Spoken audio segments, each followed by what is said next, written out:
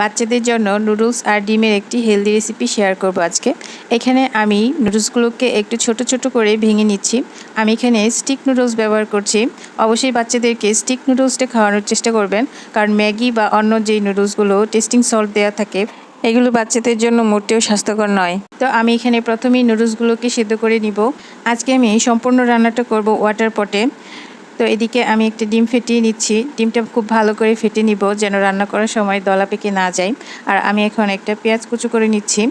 পেঁয়াজটা খুব ভালোভাবে কুচি করে নিতে হবে, যেহেতু এটা বাচ্চারা খাবে। তো আমার নুডলসটা সিদ্ধ হয়ে এসেছে। এখন আমি এটাকে পানি ঝরিয়ে নিয়ে একটা পাত্রে নিয়ে নিচ্ছি।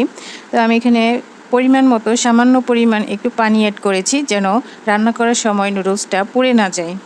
ওয়াটার পটে রান্না করার সময় খুব বেশি পানি দেওয়া যাবে না, তাহলে রান্নাটা খুব ভালো হবে না। তো এখন আমি এই নুডলসের মধ্যে দিয়ে দিব কুচিয়ে রাখা পেঁয়াজ, আর দিব ফেটিয়ে রাখা ডিম, লবণ।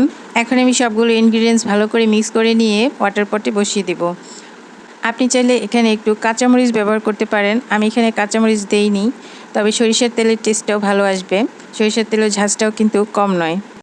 ওয়াটার পটে রান্না করার সময় খুবই অল্প আছে, অল্প অল্প করে রান্না করতে হবে। এখানে আমি 3-4 সেকেন্ড করে অন করে রেখে দিয়ে আবার বন্ধ করে দিচ্ছি, যেন ভিতরে পুড়ে না যায়।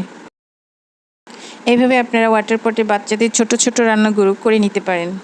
ছোট ছোট রান্না বলতে যেমন ধরেন সুজি, ওটস, নুডলস, সেমাই এগুলো রান্না করা যায়। আমি তো প্রায়ই করে থাকি এভাবে। তাহলে রান্নাটা খুব তাড়াতাড়ি হয়ে যায় আর বেশি সময় লাগে না, গ্যাসও বেঁচে যাবে।